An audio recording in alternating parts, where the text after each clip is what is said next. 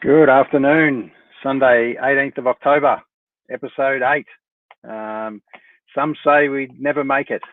I think we'll say that every week until we get cut off or someone cuts us off. But it's great to be back on again. This one's a little bit of an impromptu chat. We've had a little rest on our music guests for a week or so. We're building that demand. We've had an influx of inquiries, so now it's just trying to schedule them all in. We're very excited to see this week with the AFL Grand Final, NRL Grand Final, and obviously the Vixens just played today, so we'll cover a little bit of that off as well. Bathurst has also been another one. The Wallabies have been playing. It's all happening today. So let's get into it. Good mate of mine, Mr. Glenn Curran. How are you, Glenn? G'day, Az. How are you, mate? Big weekend in sport this weekend. If Very you like good. your sport this weekend, you get everything covered, I think, from horse racing to the footy codes, netball. That's right. Bathurst, I left racing off there. Caulfield Cup. It's all gone well. Gone off with a bang, they say. And the Everest up in Sydney as well, the big $7 million race as well, the sprint race. So yeah, it's big weekend in sport. And obviously,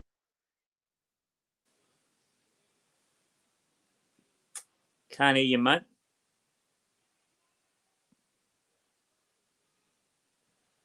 Sorry, mate. A little technical difficulty there. I think we're back. I was just saying, obviously being a non-betting man, there's no doubt you would have just convinced a little someone to just have a lazy $1 each way someone. Oh, I had a couple of little investments myself yesterday. I did not look. The horse I backed yesterday, I'm probably back in the Melbourne Cup, a horse called Finch, trained by Chris Waller. Was wide most of the trip and will probably prefer the bigger space at Flemington opposed to Caulfield. Righto. I'm a colours man. So what colour am I looking for? So I think it's pink and sort of light green. I think with the colours it wore, or that with the colours it will wear, I should say. Yep. So, yeah. Yep. No worries. We're a touch late to get on air, and I had a couple of texts saying, "Guys, what the hell are you doing? Where are you?" So it's good. We're building up a bit of love and a bit of demand. And I know Bathurst is in its last 4 laps, so I'll be waiting for a update from Darren Cummings when he jumps on. I know he loves his V8, so he can bring us the scoop of who wins. But it's a close one, I believe, very close one. Where do you want to start while we're waiting here? Let's start with our favourite AFL football. Interesting week, to say the least, and possibly not what we expected. Let's start with Friday night's game. Look, I think you've got to give credit where credit's due. Richmond dominated the clearances, dominated the stoppages, and probably should have won the game by more. But look, Port managed to scrap and steal and keep it a close contest. Look, and the interesting thing that came out of in the paper and all the sort of different outlets yesterday as a follow-up was just about the number of deliberate out of bounces that were played, that were paid on Friday night. Like I think in a game this year, the average is 1 per game, and I think on Friday night there was 6. Now, look, in a game that's decided by a goal, I'm not saying they weren't there or not there, but that's where it brings on the wrong focus, if you know what I mean. Sure. So, look, I think we always hear in finals that the umpire's given an instruction to put away the whistle. Do you think they did that, or do you think they chose the wrong moments? Well, look, the one that I sort of highlighted, and I did mention it myself on Facebook, was there's one where Hamish Hartlett tapped the ball out of bounds, and there was 2 Port players in the vicinity. They got a goal, big momentum swing, and that was sort of the end of the penny section. Look, the biggest thing if you watched the game last night, different interpretation. Now that's the danger of a game where you've got 3 umpires, 3 different interpretations. Yep. But the talk I hear now that they're saying they want to bring in where if you punch the ball out of bounce as a defensive punch, they're now saying they want to bring that in as a last touch shot of situation. I don't know whether that's an ideal or not. But my big thing on it is it's got to be consistent. So You either pay every single one or you pay none. You can't pick and choose. And unfortunately, if you speak to most supporters, regardless of where their football allegiance or alignment is, that's the biggest conjecture in football, is the different interpretations of different rules. And it's the only game I know. Like, I know you love your American sports. Look, my boys love the basketball, and I'll sit up and watch the Premier League soccer tonight. I can't think of another sport where week to week the rules are changed, or there's a rule focus on a weekly, on a daily basis sometimes, or a game to game basis. Yep. Yeah, it's interesting. Our favourite Razor Ray didn't get a start for the final series. He got told to head up to the bush and have a little holiday, or maybe he didn't. He got told to quarantine back in his hotel for 5 more days. But it's interesting to I think someone that's a icon of the game. Look, it's very hard to always pick out, half a dozen odd guys that are going to umpire the rest of the series. But did he do such a bad job in your opinion? You want your best people on the park as a player, spectator, whatever. So yes, he talks a lot, but he's a good umpire. So you want your best when you're playing at the pinnacle end of the year. You want your best people being able to perform. Yeah, absolutely. I agree with that. No disrespect to the blokes who umpired the 2 games on the weekend, but you need your best umpires like you need your best players available. Yep. So, like if someone says you've got a horse in the Melbourne Cup, do you want the first-year apprentice on it, or do you want the bloke who's been riding for 20 years? It's a no-brainer. Yeah. So just on the Tigers, obviously a great pick from the weekend that shows obviously trials and tribulations, the massive high and the massive low.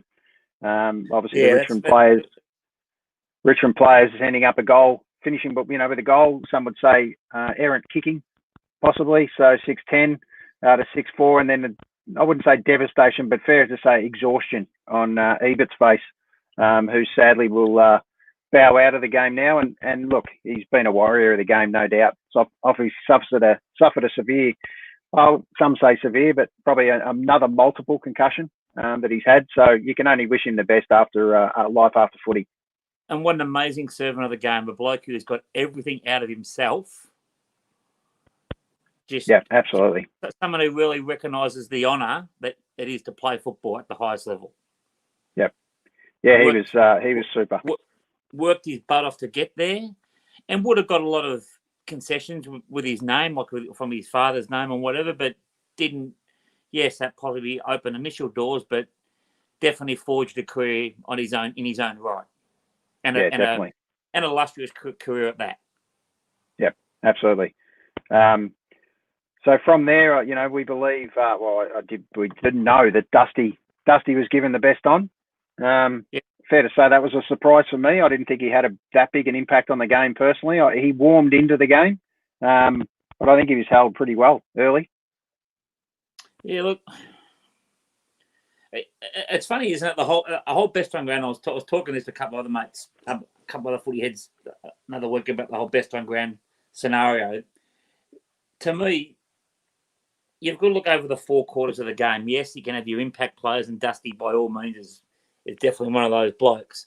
However, if you looked at the game on Friday night, Toby Nankervis's influence on the game for the 4 quarters of the game, he gave them silver service. Yep. And for it all starts. We talk about that. It all starts with that big man, no doubt. And fair to say that the big man's been, a little bit distant in some teams for this season, and it's definitely cost them. Grundy's obviously one that's really struggled for Collingwood this year. Yeah, and especially in the latter half of the year, they probably need him to stand up when they were pushing for finals and then obviously making finals. And look, the thing with Friday night's game, if you look at the input or the output, for want of a better word, of say Lysette and Nankervis, not only did Nankervis give these blokes the silver service with first use of the footy, but he also got about, I think, 10, 11 tackles as well.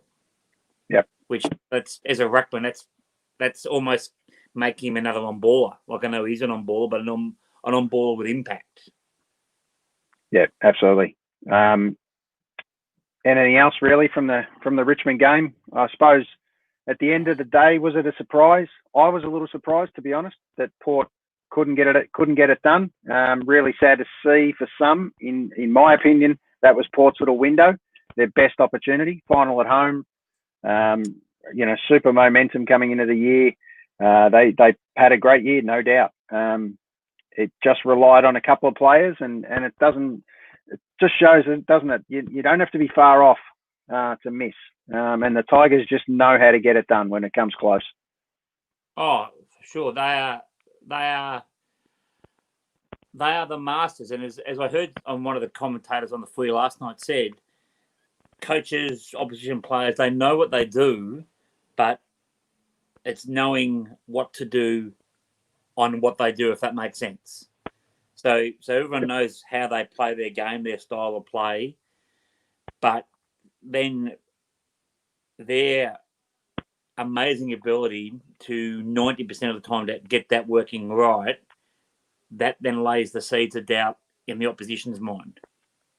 Yep. And I think that's what Richmond do a bit to sides, and I think that happened a bit last night as well. I think Geelong at stages in the game last night intimidated Brisbane, and I think Brisbane was latest in the third quarter and early in the last.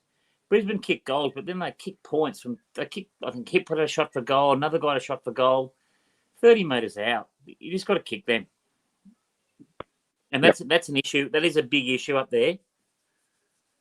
Yep. Just before we jump into the next game, obviously breaking news.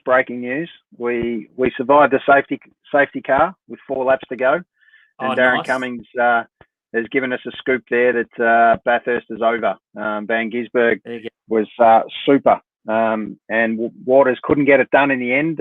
Finch started on pole and just couldn't get it done, and one of my favourites, Chaz Mostert, finished third. So fantastic result. It was actually good to see. Well, when you say good to see, Lowndes and Whincup smashed out early, which is a little bit sad for some Holden fans. Sad to see that's the end of Holden, sadly, in the sport for now. Well, at the moment, we call that for now because you just never know. But I think that's it. They're done. So that's sad to see, and such an icon of the sport as a manufacturer now go out of the race, sadly. So it'll be sad for V8 supercar fans, no doubt. Ever been a race fan at all, Glenn? Your cars your buzz at all? It's an amazing thing because it's especially Bathurst and the other endurance races they do, like the one in Adelaide. It's the thing I find funny about is how often the blokes who either start on pole or high up on the grid often maintain that for the duration of the race, even though it's quite a lengthy race. Like you'd think blokes off the back, you think there's plenty of time, but I think the biggest thing that I suppose admire about the whole Bathurst situation is how blokes and the teams off the field, just the minute down to the minute detail, the coordination, just what it actually takes to go through the length of the race, the 80 laps of Mount Panorama. And incredibly in this case, over 100 and whatever 100 odd laps roughly. Yeah. To be able to do that with 4+ hours, come down to the last lap effectively. Yeah, exactly. I think it's incredible. It just shows you how talented not only these guys are, but how close these teams are to be able to tune these cars within an inch of their lives to end up so close in the end. And at the end of the day, it comes down to a lot of luck in the end, no doubt. Sure. And milliseconds mean everything in the final result. And it looks like the weather didn't have an impact like it normally does. It normally we get 4 seasons in a day up there as well. Because it just didn't happen this year. I did hear earlier in the week that they were contemplating, or they did start it earlier, because they thought they pulled it half an hour early. Yeah, may have been a factor because, as you know, it has been a factor over in the history of the race, and it's one of those sports where it shows you, and it's a real reminder of that iconic comment about working as a team, and your team is only as good as your weakest link. Like, if you watch the pit crews when they have the pit stops and whatever, and the changeovers and the just everything's down to the minute second of bang in out and everyone, and it's like as a footy coach myself, you watch that and it's a classic case of knowing your role, playing your role. Car comes in, tyre man, do your stuff. Fuel man, do your stuff. Driver in, driver out. Bang, bang, bang. 30 seconds gone. Yep. Well, it's interesting. Darren just posted a comment here that, you know, not only did Holden bow out today, but right effectively on almost the last lap there, Van Gisbergen's done a best lap, fastest lap. So that's a super way and won the race. So he was absolutely on fire. Absolute tribute to Holden. Absolute icons of the sport, always have been. Sad to see him go, but they've bowed out a winner. So great to see. Yeah, which is good. Good send-off. Absolutely. So, look, it was sad to see only a couple of thousand fans be able to witness that. Would have been great to be able to open that place up, and you would have thought over so many acres of that property that we could have jammed a few more thousand fans in. So, look, they got the race away. It means a lot to V8 Supercar fans. Hopefully, people got to turn the barbecue on and have a party for one or two on the couch instead, sadly, this year. Hopefully, it makes for a bigger one next year. I think that's the case for a lot of people with a lot of their sporting events or even just life events that they've missed out on this year that didn't get it away this year. Whether it's, I know from a personal point of view, I didn't get a 50th, so then one next year hopefully a bit bigger, and you get a chance to sort of do the things that for whatever reason, obviously the pandemic happening as it has and still is. Was that you didn't go to a 50th, or was that you didn't go to a 50th, or you didn't get a 50th? Didn't have a 50th, mate. No, that's all right. You get to have they don't count, so you're not really 50. You're on pause. I feel it. You're on pause. Believe me, I feel it. Don't worry about that.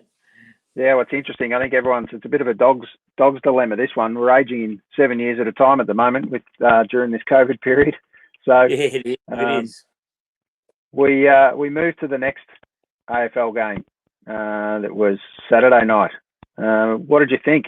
In my opinion, bit of a fizzer. Yeah, look, as I said to Jody last night when we were sort of watching, especially towards the end of the game, I don't think the margin was a true indication of the game. I think obviously Geelong were clinical in the way they went about their work, and what they did very well. And if you speak to anybody who coaches in any type of sport, it's doing the average things well most of the time. That's the situation. That's what reaps the greater benefit. Now, if you look at stages during the game last night, Brisbane just couldn't kick straight. And I think at times, even as Hodgie said, they got in this, look, I don't know whether it was a nervous energy thing, but they got in their own way. At times, their disposal, their touch wasn't quite as good as it could have been. Where Geelong were clinical. Look, I wouldn't have thought you watch that game and think, oh, what an amazing performance by Geelong. That was just faultless and flawless, and how good's that look? More to the point of, okay, we know what our strengths are. Let's just do our good things good. Let's just do the good. Let's just know what we know and do that well. Yeah, look, there was a bit of a chat around some wrong matchups. I heard some conversations in relation to that. Did you notice any as an ex-coach / current coach now? Yeah, look, I think the bloke going down, I think another thing we can discuss afterwards, missing with the way that the bye before the finals. So Brisbane and Port both didn't play games. They played one game in 4 weeks. Now, Brisbane played a practice match the other night to get a bit of touch, and one of their sort of key players got injured, Darcy Gardner. Now, he wasn't able to play last night. Alice Yeoman came in and probably struggled a bit, and they probably struggled to find, I suppose, the appropriate matchup for him, and as a result, that probably put them on the back foot a little bit. Look, I think at times last night, Hipwood was good, but if you look at... A lot of pressure on the kid, wasn't there? A lot of pressure to perform. But that's... Look, I think my opinion is, absolutely. My opinion is you got there, you got to be ready. You got to be ready on that second last day. Now, where you look, let's put into perspective where Richmond came from. Brisbane came from. Obviously, Richmond's another story. But where Brisbane came from, they missed the finals last year, but got close. You know, they were there, they were close. Then this year they made the final. Okay, they got very close. They moved in and did well. So maybe they got one more learning to take from that and see if they can pull it off next year. I don't think they were ready for the big dance. Look, Chris Fagan speaks amazingly well and a very level man and speaks very wisely. He made a good point. Geelong, look at their opponents last night. Geelong lost about 8 preliminary finals in a row. Yeah. Oh, their record. Look, hats off to Geelong. Their record's incredible, isn't it? As far as getting to the finals.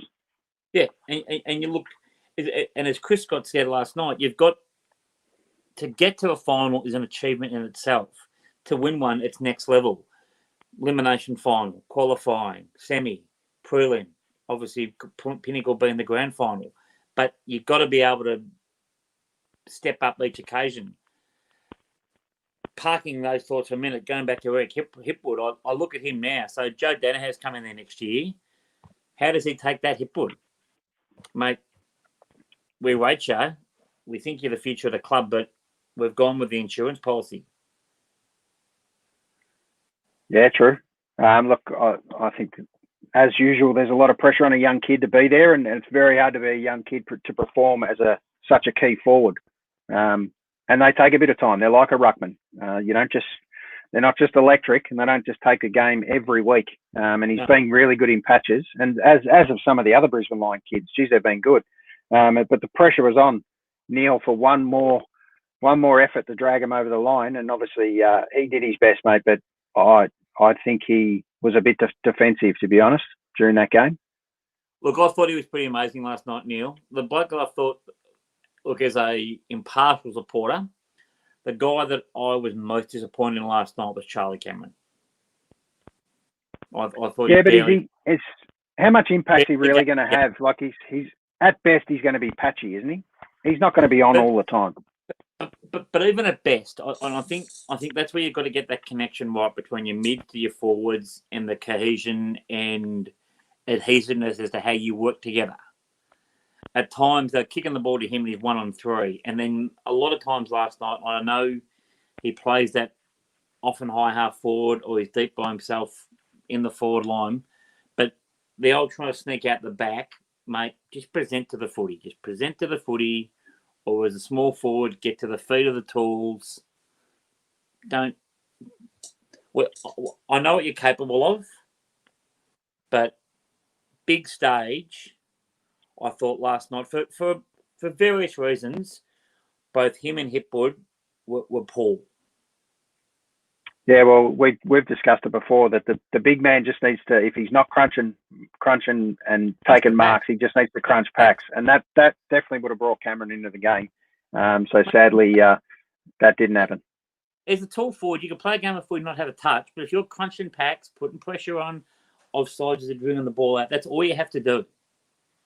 Absolutely. Feed the birds the bread. Give the small forwards some little snacks to eat on every now and then, and let them a chance to get involved in the game. And I think that's, if you look at the game, you pick up the paper today. If you didn't watch the game, you think, 40 points, Geelong must have dominated. But I don't think they did. As Fagan said last night in his press conference, there was times in the game where Brisbane had the game on their terms, but it's that last link in the chain, whether it's a disposal, like an efficient disposal, or a shot on goal, and that's what hurt them. And it's an amazing thing, whether it's the best side of the team, best side in the comp, or the worst side. Scoreboard pressure is an amazing thing. And you think last night when they were moves us to the big game, the big dance, big one next Saturday night. It will be a ripper, that's for sure. Not only will it be a ripper, it's a chance for these two great men to go against each other. And Dusty's been there before, done it twice, ready to do it again. And Danger desperate to get one done before he. And by no means I think his danger done. I think he's got a couple of good years left in him. But there's right now's their window, isn't it? No doubt. And the great part is obviously the first All Victorian Grand Final since 2011, which is a great stat given our pressures we've had in Victoria. So it's a really good response for Victorian football. Played him. Yeah, correct. So it's going to be a battle, that's for sure. Look, can't wait for it, to be honest. Look, it should be a good look. I'm thinking Geelong have almost steeled themselves for this year this would never be said, but I think as a send off for Ablett and for the service he's given their club, but also the greater football community. I think they're really steeling themselves for this one. Look, Richmond are a great side, scores on the board there, but I watched that game the other night, and I watched Saturday night's game as well, but I wouldn't go chinks in the armour with Richmond, but I don't think Richmond hold the same sort of fear and intimidation that they did, say, 12 months ago. Yeah, sure. Yeah, you might be right, but it is a different season. The crowd's not going to have as much impact this time, and then I know though, in saying that, you always find Richmond supporters at Edding Ground, so they're gonna sneak as many tickets in as they can, no doubt. But Rusty, our good mate Rusty Brown makes a good point here that Footscray proved it 2016. You need 4 good weeks of footy there, so it can definitely be done, no doubt. And also, a really good point that what Geelong's going to do or has done or about to do, it is a different year. It's very different. Yeah. Everything's different about it. So home ground advantage just doesn't matter now. We're playing on neutral turf. Fair to say, both of these teams are pretty good on the Gabba. So it's also a twilight/night grand final, something different, very much so. So we've talked about the Dew. They've talked about that as a factor in the last couple of months. Everyone's forgotten about that conversation for the moment. But will the Dew return, and will it be part of the game? Or will it just be the excuse at the end? Well, just deal with it. Sorry, the Dew. It'd be like people playing AFL footy complaining about the rain. It's a winter sport. Just deal with it. Yep. Yeah, same for both teams, no doubt. Home night game, you get Dew. Suck it up, princess. Yep. So on the big dance, who's your tip? I think the Cats. Why the Cats? Here, what's that? Why the Cats? Why the Cats? I think if you look at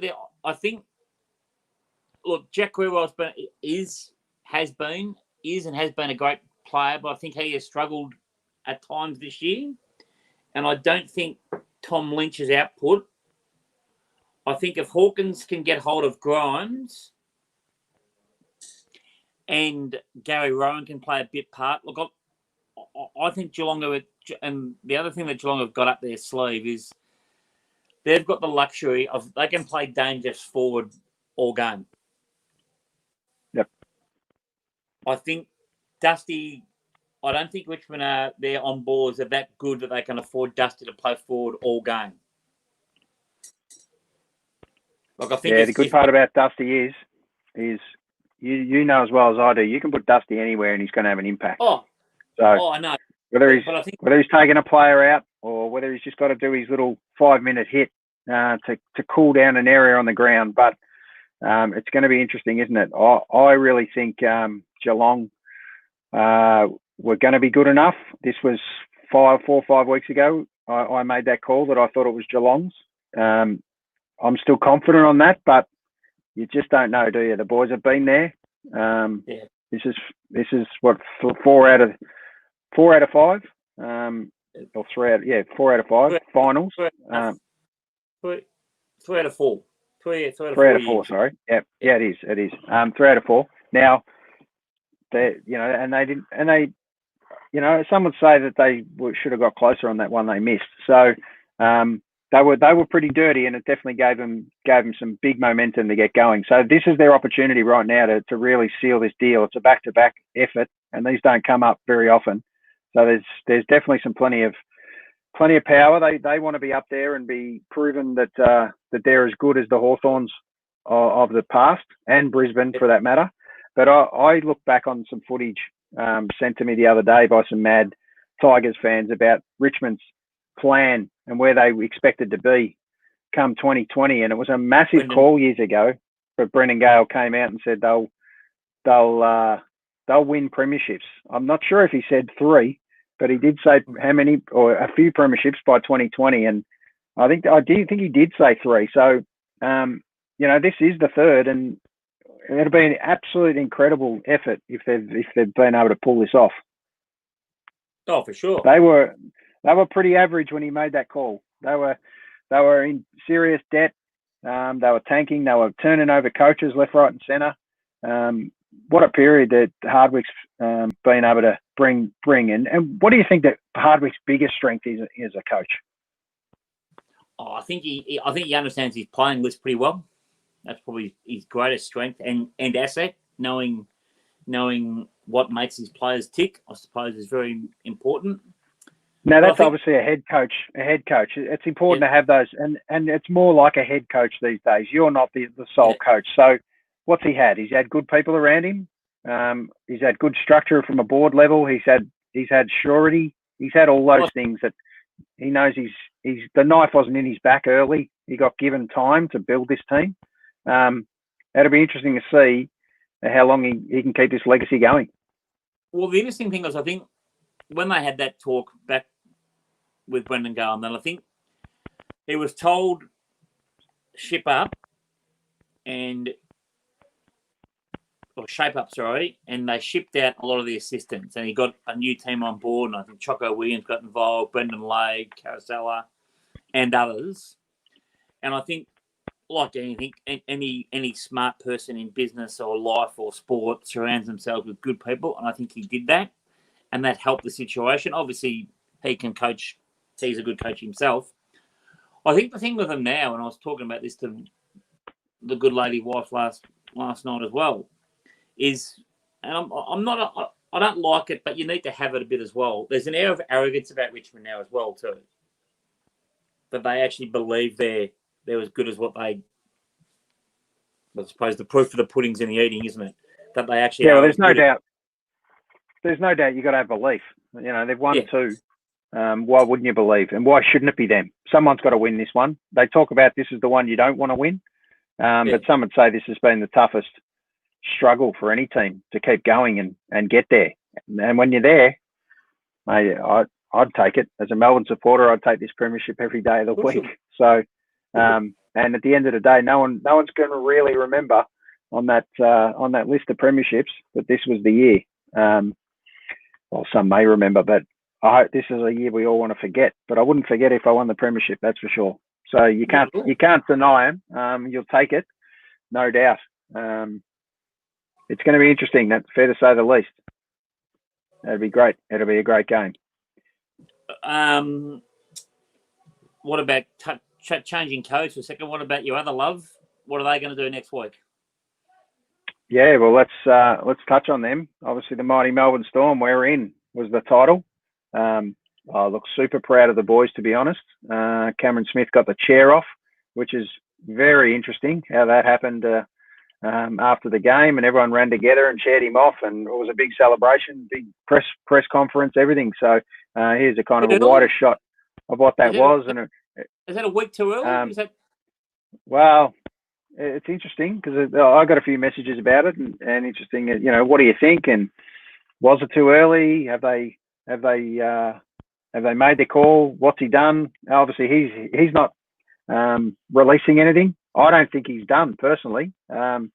He may be done at the Storm. So the question is could it be his last game there? Absolutely.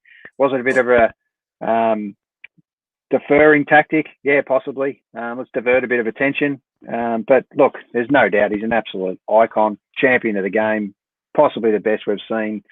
I know we've said that a few times over players in the last kind of couple of years because there've been some absolute superstars retire in this bracket, and it happens every year in the AFL.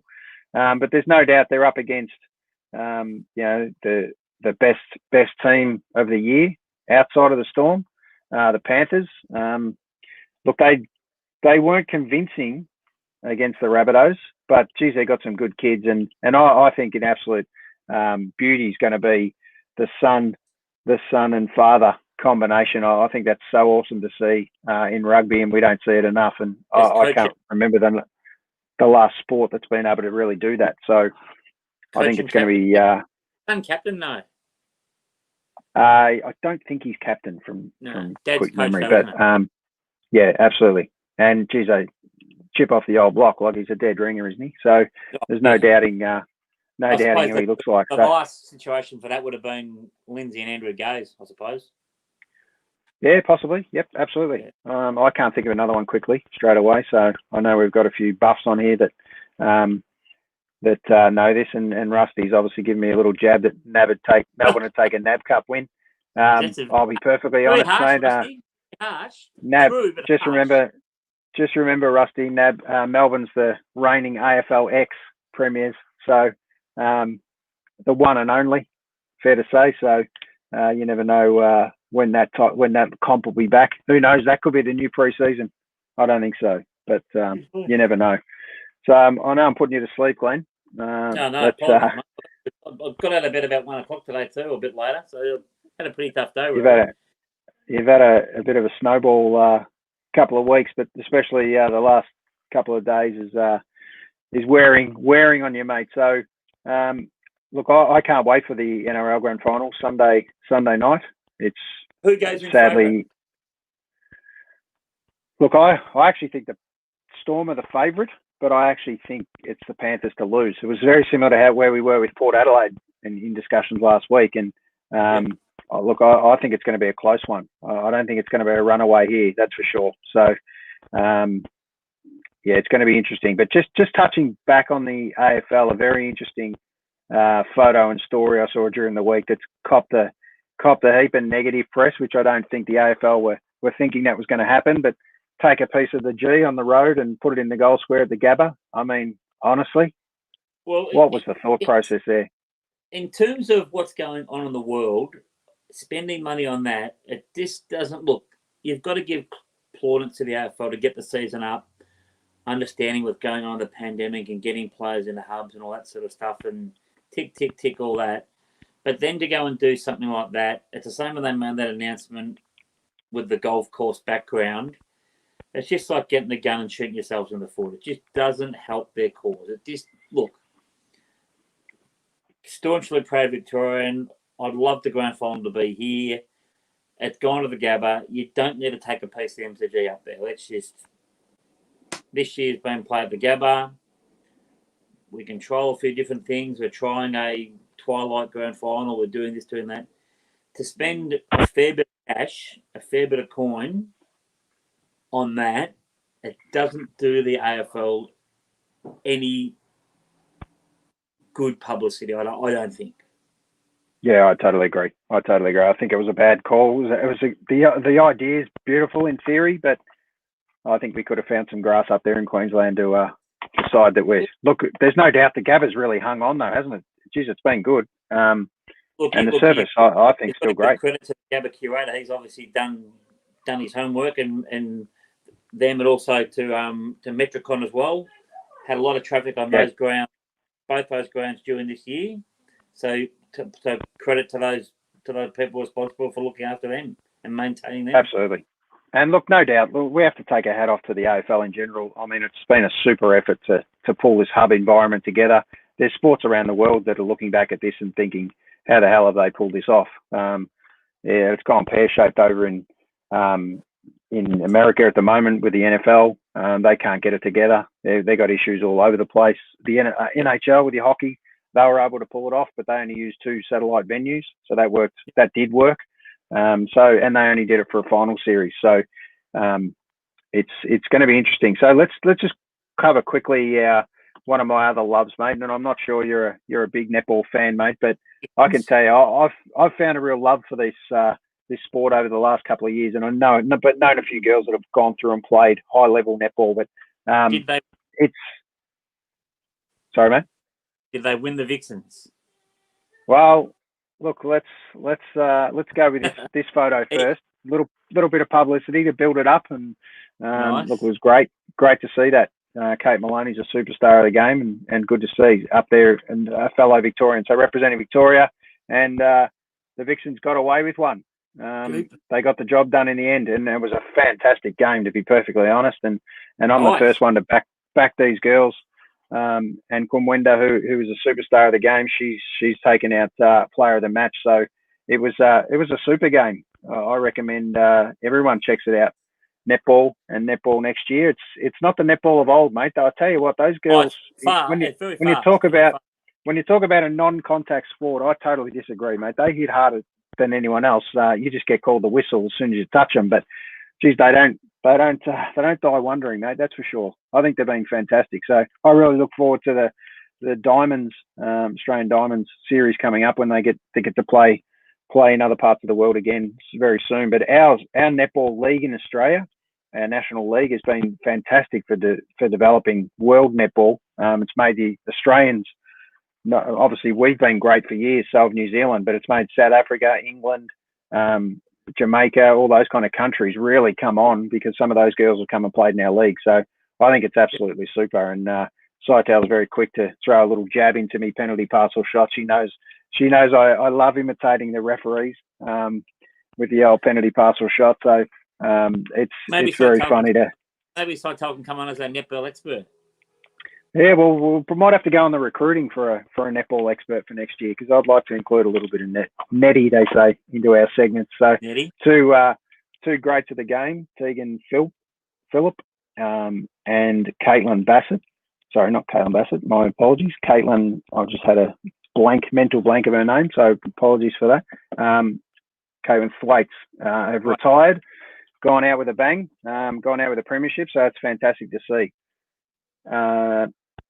Very much so. So the other thing that happened today, the Wallabies, big opportunity they had over in there in Eden Park. Our first chance to really knock off the All Blacks after a draw in the week before. Yep. And sadly, we just couldn't get it done. So, look, they're just too good over there. They're just too strong. 27-7 was the final result, and they are absolute machines, the All Blacks. They're just, I'm not sure if the haka is a little bit too intimidating still, but we just can't seem to get it done when we get over there. So it wasn't a crowd thing over there. And mind you, the crowd was packed over there. So New Zealand's hat off to New Zealand with everything they've done in relation to this COVID environment, being able to keep all that going. They've been super. So hats off to the All Blacks. Aussies go back with a tail between their legs again, and it's going to be interesting, that's for sure, in the next world. And Saital's giving me a bit of credit of thinking I know more than her on netball. So I think I know a couple of the players. Your face on the thing, Saital. You're better than that. Yeah, we can find a netball spokesperson, that's for sure. We'd love to get someone on and have a chat about netball. I watched that game with delight, and fantastic to see the Victorians bring one home. So hopefully the next Victorian team to bring one home, well, we're guaranteed that, because it's going to be Richmond or Geelong coming up next. But then obviously the mighty Melbourne Storm on the Sunday, in order of how they're going to roll. So let's hope we can pull a bit of a three-peat there across the three sports. Be super, given the lockdown. Bit of love for the fans. So Vangersburg won Bathurst. Very elegant won the Caulfield Cup. I can't think of the name of the horse that won the Everest.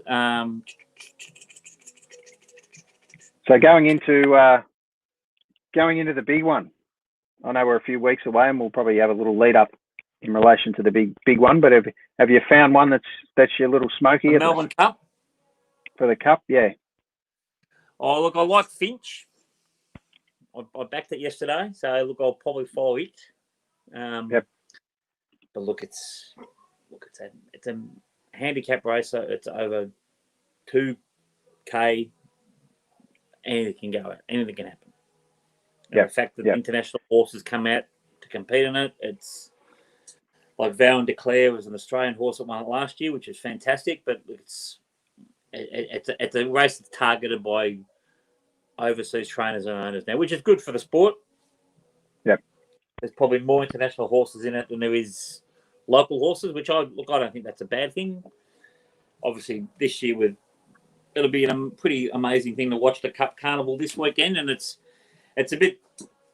sad in a way for Channel 10 who have got it back this year, but without crowds. I'm a bit interested to sort of see how they do that, so to speak. Yep. So they won't be able to have your social gatherings and interviews that you normally have. So that'll be interesting to see what they do there, because Channel 7, they've done it for a while and done it pretty well. So we'll wait and see what 10 can bring to the table. Yeah, absolutely. I mean, it's to finish off the weekend. Obviously, we've got a big one tonight. Yep. The AFL Brownlow. Who's your certainty, if there is one? Who's your certainty for your top three? Give me that one. Who ends up definitely in the top three? Neil, Petrarca, Boak. Okay, well, I'm pretty close to you. I'm gonna go with my gut and a hope more than anything with Petrarca to win it and take it off Neil, with Nick Nat to finish third. So it's going to be, I reckon it's going to be an interesting one. Cam Guthrie, I reckon, is going to be close. There's going to be some players. Boak's definitely going to be up there. It's going to be very close, I reckon. Well, look, the only thing I think that will kill Petrarca is they didn't win enough games. Yep. But even in games that you weren't great, he played well. So, look, it'll be great to see him win it. But look, I think based on their year, number of games they won, number of disposals that he gets, and look, I know he gets a lot, but he used it pretty well. That's why I think Neil should win it and deserves to win it. But as you know, what about obviously Richmond and Geelong in the final? Normally, normally that means in that kind of year that there's someone very close in the Brownlow. Hasn't always been the case, but they're normally up there and pretty close. Who's your Smoky from the Tigers? Yeah, well, I can't think of anyone from the Tigers. I know Dusty's had some good games, but I can't think of anyone from the Tigers who stood out from a Brownlow medal point of view. I think Geelong, I think what you said with Guthrie is a good one. And the other bloke I think from Geelong who might play well is Menangola. Yep, sure. Now, look, so I think these two clubs have had such an even spread that I actually think this year one of them won't finish kind of top three. But I reckon, and that's what happens. Dangerfield will be up there. He'll be close, and I'd love to see him go close. But I don't think it's one of their teams' year. I think they're going to be rewarded with one of them getting a premiership this year, which is I think is going to be enough. But look, Travis Boak, I'd love to see him win one. Let's throw the Port Adelaide something for the Adelaide teams this year, given what they did for the hub environment this year.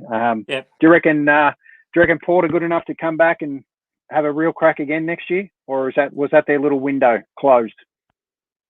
Look, I suppose the good thing with Port is the list they've got. The majority of their list is still pretty young. Like blokes like Dersma, Rosie, Butters, they were fantastic at various stages over the final series and during the year, and really stood up at times. Obviously, Boakie's probably got one more in him, but then you look at your own. Ollie Wines is still relatively young, I think, and sort of other young players in the list. So look, and I think from what I've heard, Ken Hinkley and also Travis Boak say they've got some pretty good kids in the wings. So look, they're near enough, but it can be funny. You can get so close and you can fall away. Like if you look at GWS this year, like that's a pretty big fall. Like I know they got beaten pretty comprehensively in the grand final, but they've fallen away to. Like they missed the 8, and they missed the 8 by a fair bit too. Let's be honest. Yep. So it can be. Who's You can get really close, and then you can touch it almost, but then you're further away than what you think. Yep, sure. So here's another question without notice. I'm good at firing these in today. Your best first year player, and who's going to poll best in the Brownlow out of those? have a little think on that one. Jordan Ridley from Essendon will poll well, I think. Good Yep. player. I think in the first 3 games, Rowell will poll pretty well. Yeah, I think it's more than 3 games for Rao, to be perfectly honest. I think he did well for a lot of the season, and I think if he doesn't poll 3s, I think he might shoot the Brownlow out early in a couple of 2 to even 3 3-pointers, or 3 vote getters in those first 3 games. So I think he's going to be. I think he's 5 games before he gets injured. Yeah, I'm not sure if it's 5 or 4, but in the end, I think he'll definitely pull 3 threes out of those, in my opinion. So I reckon he's going to end with 9 votes. Yeah. Yep. And I think as a first-year player, just didn't he set it alight early? Everyone thought, geez, how good's this kid? He played so maturely, so I can't wait to have him back. And I know he stood on the boundary line for a lot of that and learned a lot from the coaches and got really involved. So that was absolutely super to see, to be honest. And I think that's a feather in the cap, and that shows what sort of bloke he is. And that's fantastic for them as a club to have someone like that on board as a kid who's prepared to do that. Go to that sort of I suppose level of commitment. Yep. Let's finish off with some big news from Chairman Dan that he released today, and the big movers, so to speak. So a little surprise. We heard a whisper it might be 20Ks, Glenn. That's been pushed to 25. So we got a plus 5 there. So we'll take that. I'm not certain where the 25 circle forms, but I know if I drag a few mates from far out west or up the bush and we meet halfway, I think we can drag that little line out a little bit. No time limit for exercise or socialising. I'm glad that's back. Exercise obviously super important, and the limit to one hour a day originally was jail time, so to speak, and 2 hours wasn't much better. So I'm glad that's off the table. Interesting, they say no time limit for socialising. So I'm not certain what that looks like at the moment because there's fair restrictions around socialising. Groups of 10 people from 2 households to gather outdoors. So that's interesting. We saw plenty of those in the last couple of weeks out having a little family gathering or outdoor gathering. So I think that's nothing new that's been happening there. It's great that the golf courses are back. Yes. I believe there's some restrictions around that in relation to clubs because they're trying to give everyone a go, so to speak. But I think skate parks, honestly, they've been open since a kiddies playground's been open, mate. I think they smashed a few doors open on the playground skate park, so they've been open. Very interesting about tennis courts, Glenn. I know you'll be rapt to get back out there on the tennis court, no doubt. It's an interesting one though, tennis, because I don't know, mate. What's your read on tennis? And as far as I knew, 2 people need to touch the ball, so at both ends. So I'm not really sure how that's going to go. Obviously, they must think you can't spread the love from the tennis ball, maybe. I don't know. Touching a tennis ball, so I'm not really sure. Or it might be a little bucket at the end we've got to sit there and dip the balls into, and then. Like I remember doing that as a kid. You throw the ball in the pool and then quickly sneak it out to the tennis court and give it a launch, and watch all the water just spray everywhere. And good luck trying to hit it back. So that was always a bit of fun. So good luck to the tennis players back out there. I'm not sure if there's an age limit. I've heard there's a couple of age limits on sports, believe it or not, with swimming. Nice. No, so that's interesting. So let's cover off a couple of others here. Hairdressers. Well, there's going to be some happy people. Fair to say, I'm not lining up in the queue very much. So I'll keep the money down in the family, mate. I'll just keep the buzz cuts going, and I'm sure Saitel's going to launch into a couple of haircuts. So she'll be very excited about that. I might get Saitel in my hair. Yeah, well, I think the clippers get put away now. That's for sure. Outdoor, what do we got? Outdoor real estate auctions to go ahead with up to 10 people. Well, that just gets rid of the dummy bidders for now, I think, sadly, out of the game. So that's going to be interesting, plus staff. Good luck selling your house at the moment. It's going to be a tough market, I think, for a little while. Non-essential outdoor home maintenance allowed. Non-essential outdoor home maintenance.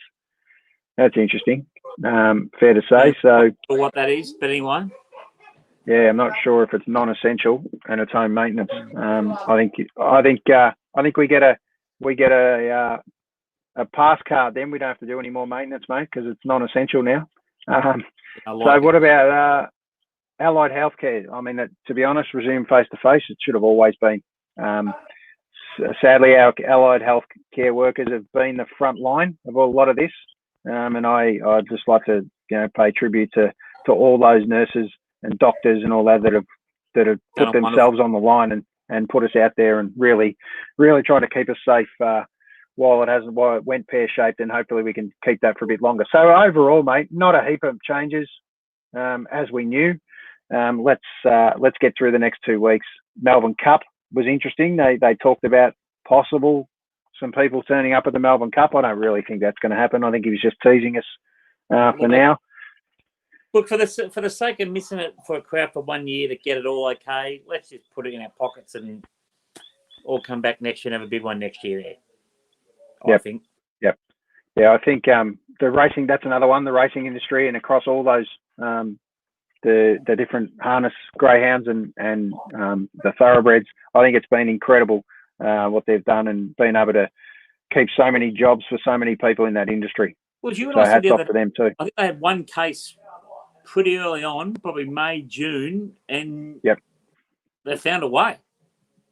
Yeah, they did. They definitely got it done. So I'm not sure how they pulled that off, to be honest, other than they played by the rules. So it was a great effort, really great effort for them. I know it sounds like there's a couple of happy customers at your house too, that the races are still going. So it's good to see the kids are happy. Kids back at school, mate. Homeschooling's done. You'll be a happy man there. That's good that's a good thing for all concerned, mate, because homeschooling's not my strength. Yeah, it's homeschooling's a bit of a tough one, that's for sure. But homeschooling means more PlayStation as far as I'm concerned. No, of course it is. So it's been tough for the kids. So look, hats off to the grade 6 kids that are moving on to secondary school next year and go and enjoy a couple of good weeks with your friends and get back out there and most importantly be able to say goodbye to them and move on to schools as you do. So that'll be great. Year 12 kids, going to be tough for them, no doubt, but they got an interesting few weeks ahead, and good luck to all of them as well. So we'll have a chat again. All they can do is the best they can do. It's as simple as that. You can control what you can control. You can only do as best as you can do, and absolutely. And hopefully things are factored in to the year that this has been. So just take it for what it's worth. Don't sweat the small stuff, and so to speak. Yeah, just do what you can do.